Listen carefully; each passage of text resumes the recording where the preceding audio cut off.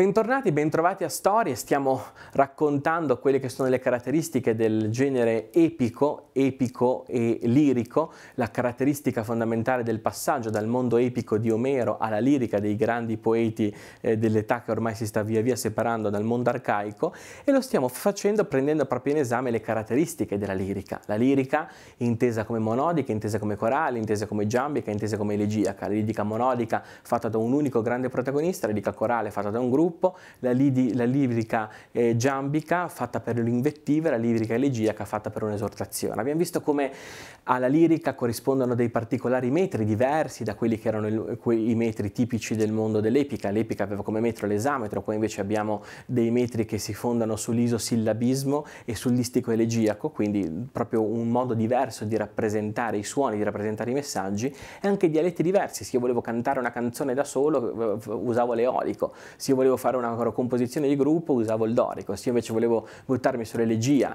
e buttarmi poi sul giambo usavo lo ionico in tutte le sue sfumature che stavano via via diventando sempre più diverse dalla lingua di Omero. Bene, arrivati a questo punto ci domandiamo: ma noi che testi abbiamo in mano? Perché noi dobbiamo cominciare a raccontare, a vedere i testi che abbiamo, a vedere gli autori. In realtà ci rendiamo conto che la nostra conoscenza è povera per due motivi. Primo, perché la quantità di documentazione che abbiamo è infinitamente poca rispetto a quella che è stata prodotta. Quella che è stata prodotta è immensa, che è andata per la maggior parte perduta. Solo alcuni ingenti ritrovamenti di papiro alla fine del XIX secolo hanno permesso di fare dei passi in avanti dal punto di vista della trasmissione dei testi, ma è ancora una versione molto carente, una versione molto, come dire, leggera, light rispetto a quello che può essere il grande patrimonio che la lirica ha lasciato.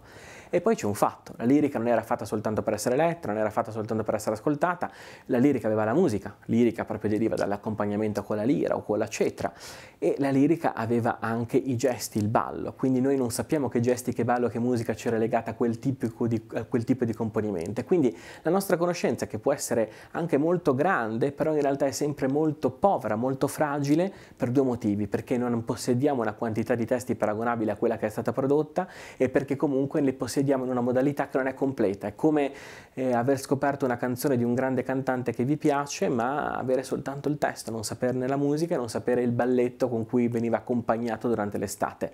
È un modo un po' fragile di conoscere le cose. In questo modo fragile però scopriremo delle cose incredibili. Lo faremo lunedì, lo faremo sempre qui, lo faremo a Storie, pronti per raccontarvi che cosa c'è oltre la lirica e dentro la lirica dei Greci.